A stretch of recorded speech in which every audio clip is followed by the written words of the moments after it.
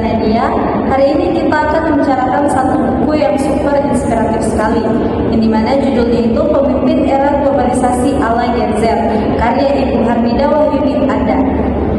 Nah, jadi tugas kali ini adalah membaca dan memahami isi buku ini secara menyeluruh. Kemudian disampaikannya kembali dalam bentuk video seperti sekarang ini.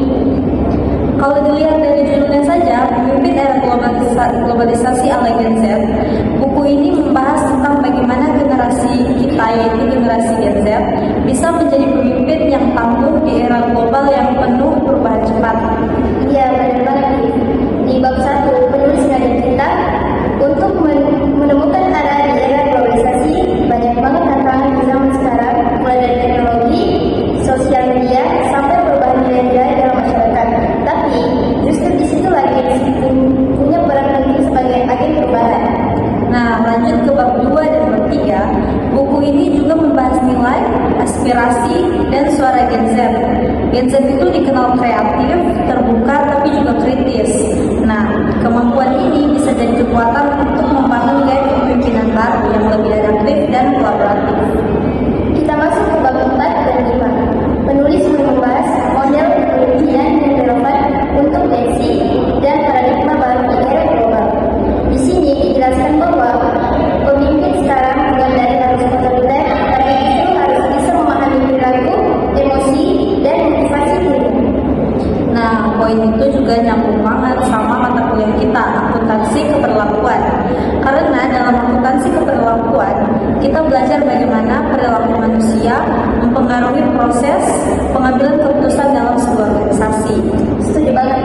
Misalnya, dalam organisasi atau perusahaan, seorang pemimpin yang paham perilaku karyawan akan lebih mudah membuat sistem pengendalian yang efektif.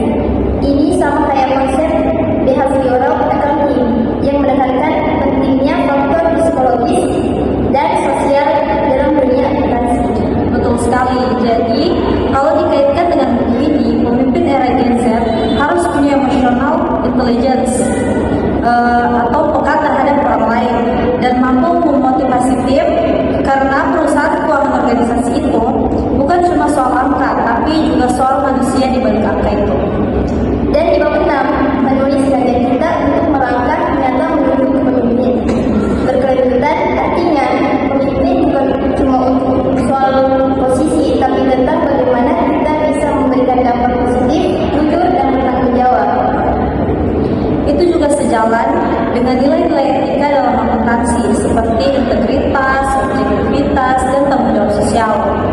Jadi bisa dibilang buku ini itu mengajarkan kita bagaimana caranya menjadi pemimpin yang bukan cuma pintar secara intelektual, tetapi juga berkarakter dan berperilaku baik.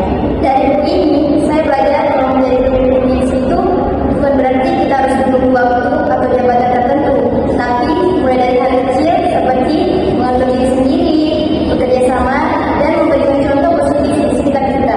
Iya, karena pada akhirnya seperti kata penulis di bagian epilog, pemimpin itu kamu. Jadi setiap dari kita yang punya potensi untuk memimpin, asal mau dan belajar dan memahami diri sendiri serta orang lain.